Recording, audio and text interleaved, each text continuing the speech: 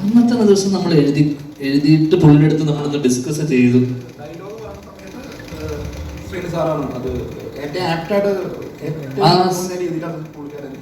ആ സീൻ ഒന്ന് ജസ്റ്റ് ഒന്ന് ബ്രീഫ് ചെയ്തപ്പോൾ പുള്ളി അതിനകത്ത് എന്തൊക്കെ പറയണം വേണ്ട എന്നുള്ളതൊക്കെ ജസ്റ്റ് ഒന്ന് പുള്ളി പറയും. അത് അതിനപ്പുറം ഭയങ്കര ഇൻപുട്സ് ഒന്നും ഉണ്ടായിരുന്നു. അല്ല, അങ്ങനെ ഭയങ്കര നിർണായക ഘട്ടമൊന്നും ഈ സിനിമയിൽ അത്തരത്തിലുള്ള വലിയ ഘട്ടങ്ങളൊന്നും ഇല്ല.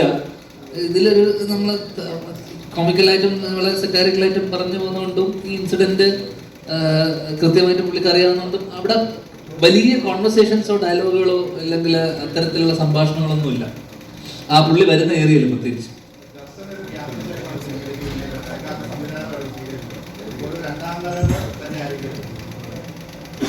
അത് നിങ്ങളല്ലേ പറയേണ്ടത്, വരവാണോ പോക്കാണോ എന്നുള്ളത്. എനിക്ക് വളരെ ഇഷ്ടപ്പെട്ട, ഭയങ്കര എന്താ പറയുന്ന, ഭയങ്കര ഫ്രീ ആയിട്ട് ചെയ്യാൻ പറ്റി. അത് ഡയറക്ടറിനെയും ധ്യാനിനെയും തന്നെയാണ് ഫുൾ ക്രെഡിറ്റ് കൊടുക്കുന്നത്.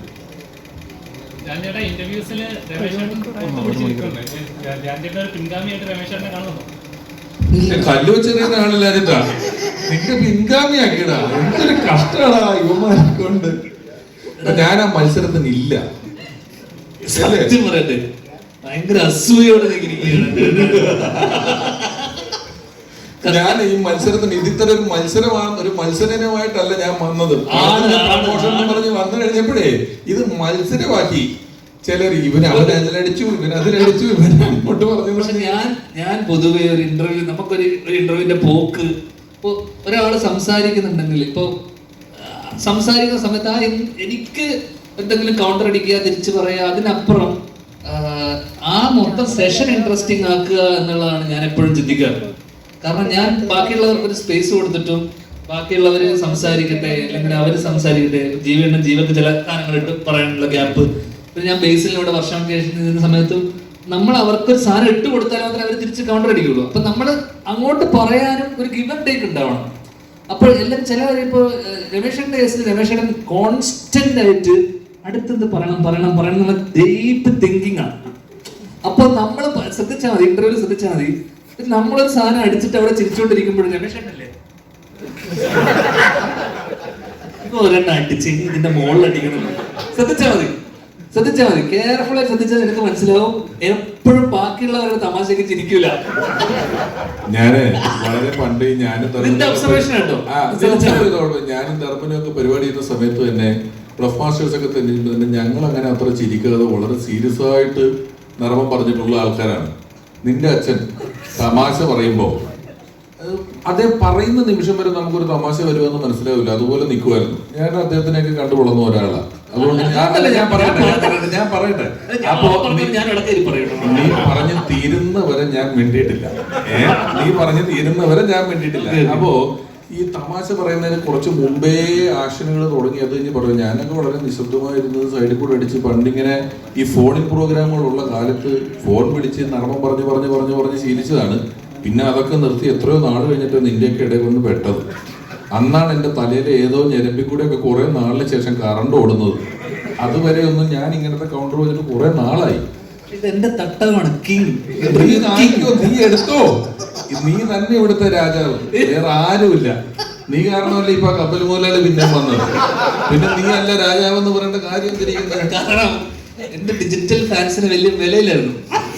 ഞാൻ അന്ന് പറഞ്ഞപ്പോ ഇത് വലിയ കാര്യം എടുത്തില്ല. അയ്യോ എന്റെ പൊന്നടാ സംഭവിച്ചിരിക്കുന്നത്.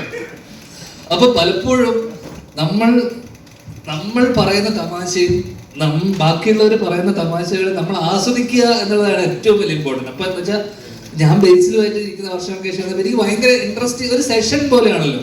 പിന്നെ നമ്മൾ ഈ പറയുന്ന നമുക്ക് പരിചയമുള്ള ഇതിലുള്ള ഒരുപാട് ആൾക്കാരുണ്ട്, ഇവരുമായിട്ടുള്ള ഒരു ഇന്ററാക്ഷൻ ആണല്ലോ സിനിമ ഇതിന്റെ കൂടെ. കാരണം എത്ര പേര് സിനിമയെ കുറിച്ച് എന്ത് പറയാൻ പറ്റും? സിനിമയെ കുറിച്ച് നമുക്കൊരു 5-10 വാക്കിൽ തീരും. അല്ലെങ്കിൽ അതെല്ലാരും വന്നിട്ട് എന്താ പറയുന്നത്, സിനിമയെ കുറിച്ച് പറയുമ്പോൾ ഇതിനെ പറ്റി കൂടുതലൊന്നും പറയാൻ പറ്റില്ല, ഇതിൽ ഇത്രയും പറയാൻ പറ്റും, ഇങ്ങനെയല്ലേ പറയുള്ളൂ, ഇതൊരു ഇങ്ങനെയാണ്. അപ്പൊ ബാക്കി 5 മിനിറ്റ് കൊണ്ട് സിനിമയുടെ ചർച്ചകളൊക്കെ തീരും. ബാക്കിയുള്ളത് വെറും ചിറ്റ് ചാറ്റ് പോലത്തെ കോൺവെർസേഷൻ ആണ്, കാഷ്വൽ കോൺവെർസേഷൻ.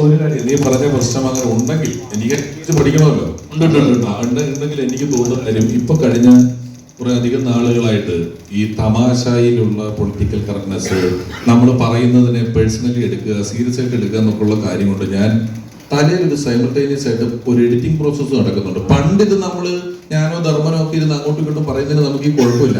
ഇപ്പം പ്രത്യേകിച്ച് ഞാൻ എൻ്റെ രാഷ്ട്രീയമൊക്കെ തുറന്നു പറഞ്ഞ് നിൽക്കുന്ന സാഹചര്യത്തിൽ നമ്മൾ പറയുന്ന സാധനത്തിന്റെ ഏതെങ്കിലും ഒരു വാക്കോ അറ്റോ മൂലയുടെ ഒരു കഷ്ണം കൊണ്ടുപോയി ഹെഡിങ് ആക്കി മറ്റൊരു സാധനമാക്കി മാറ്റപ്പെടുമോ എന്നൊരു ഭയം ഉള്ളത് കൊണ്ട് പറയുന്നതിന് മുമ്പ് ചിലപ്പോൾ ഇങ്ങനെ ചിന്തിക്കുന്നുണ്ടാവും. അതായിരിക്കും, അല്ലാതെ അടുത്തത് ആർക്കിട്ട് എന്തടിക്കാന്ന് എനിക്ക് തമാശ പറയുന്നതിന് പ്രതിഫലമായി പണം കിട്ടി ശീലിച്ചവനാണ് ഞാൻ. അതുകൊണ്ട് ഞാൻ ഫ്രീ ആയിട്ട് പറയുമ്പോൾ എനിക്ക് അതാ കൗണ്ട്.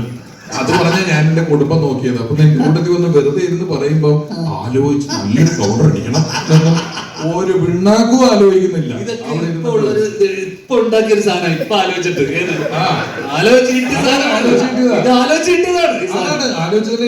ഇങ്ങനെ പറഞ്ഞെങ്കിൽ എന്തെങ്കിലും ഉണ്ടാവണമല്ലോ. സാർ നീ തന്നെ രാജാവ്. എടാ നമ്മൾ ഒറ്റ കെട്ട കേട്ടോ, നമ്മുടെ ഒറ്റ കെട്ട ഞാനും നീയും.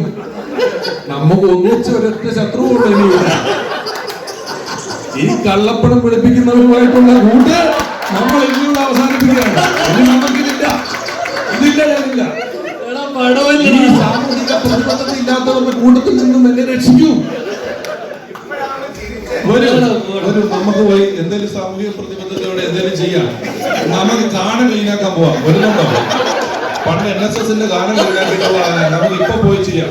റെഡിയാണ്? ആരെങ്കിലും വരുന്നുണ്ടോ ഗാനം ക്ലീനാക്കാൻ? സ്കോർ ചെയ്ത്